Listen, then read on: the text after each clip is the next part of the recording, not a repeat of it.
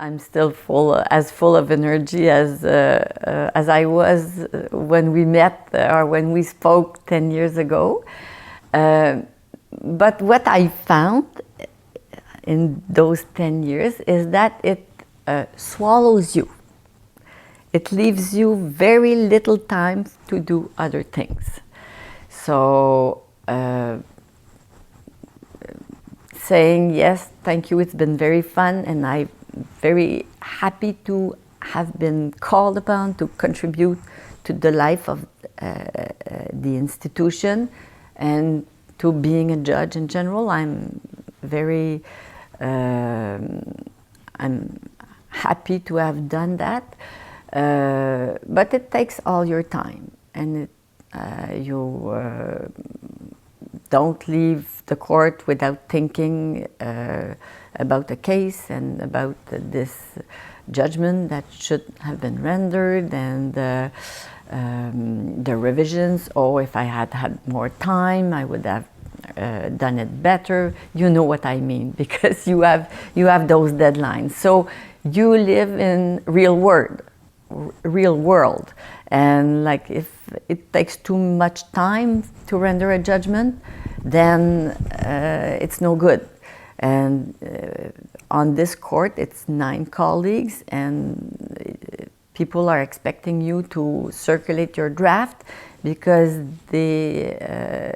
it's not the last part. You know that our process takes very long. There's this first draft, and then answers from colleagues, and then sometimes concurring opinions, sometimes dissenting, and then all the technical parts. So we live under very not difficult, very strict constraint. I wouldn't say strict constraint, but we live.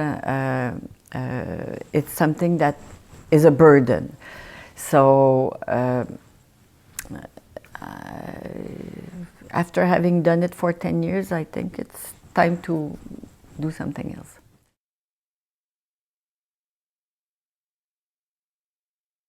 I must say that being active physically has helped me a lot. This is how I went through most of the stress, like continuing to, as you know, I'm a jogger, continuing to jog as often as possible. And also in order to force me to think about something else than just law, 3 or 4 years, maybe is it 5 years now, I started to take lessons in Spanish classes.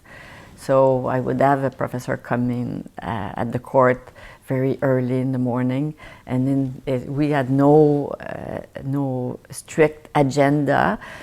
He would send me article in El País or in other Spanish papers, and I would read it mostly on Latino American politics, and this would be the topic of our discussion. Fitting other activities, forcing it in my agenda, was ways for me to breathe. So it's between 6 and 7 kilometers per day, and I do that very, very early in the morning. In the winter, unfortunately, when it's still dark, and when I come back, it's still dark. And I've had a few injuries because I wouldn't see the obstacles. But that's part of it. You don't go on the treadmill, you actually jog. No, I jog outside all year long, so I would fall on ice, hit ice block, hit sidewalks, hit like mounts of things that are on the side of the street that I wouldn't see because it's dark, because very often I would leave before 6 and come back before 7. So in the winter it's still dark, like ink, very, very dark. So this is how I cope with stress.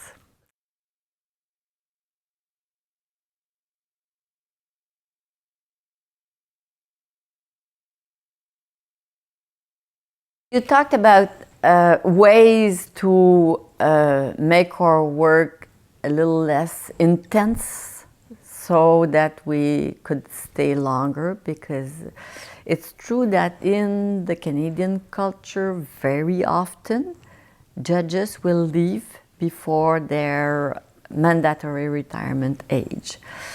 Lately, you've had maybe more judges who left earlier than those who stayed until the end. And is there ways for judges to mechanism that could be imagined? I've read that someone suggested that if we had sabbatical, and if former judges could be called in to make sure that we have this 9 judges basic number kept during sabbatical, that might be a solution. Yes, it could be a solution, but there are less drastic ways that could be envisaged. And if we look at other courts, in fact, in other courts, there are ways that are put in place where judges can get a break. You have this at the U.S. Supreme Court, where all their judgments have to be out by June 30th, where they get what they call their guilt-free summer. You have the UK Supreme Court, where they also take time off. And in most courts around the world, they have like fixed time where judges won't show up at the office, and they're not expected to circulate or to respond to colleagues. And I think it's something that is discussed around the table these days. Maybe Justice Charon's message has been heard. Whether this would have made a difference, I don't know. As I said, I look forward, I don't look behind. And once I made my decision that I would be leaving, I'm not very, I don't like saying, well, had it been in place, I would have done things differently. This is not me. But certainly for some judges, it could make a difference. Justice Charon has said that in her case, maybe it would. Certainly, if judges are to stay on, and if change of culture is to be achieved, so that judges stay on longer, that is something that the court should look at, and that there are many ways. Maybe not these 3 months that the U.S. judge seem to take, although I guess that September has to be spent preparing. And I think it's 2 months that the UK judge take as a break. And what do Canadian Supreme Court judges take as a break? Nothing formal. So I have never taken more than 2 weeks at a time, and it's when I leave with my family, and we leave with the agenda that is so tight that I make sure that I don't bring any case with me. Otherwise, it's like continuing. Taking a day or 2 or 3 days when we go for a conference outside, we try to stretch it a few days, but that's it.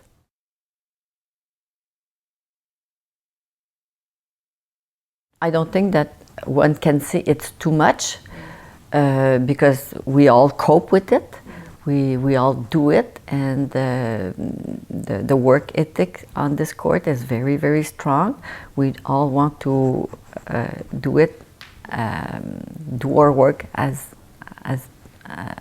as best as possible.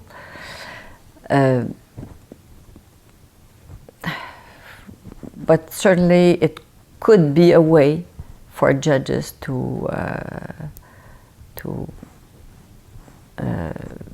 achieve a better balance between personal life and work. There are judges who succeed in leaving work aside.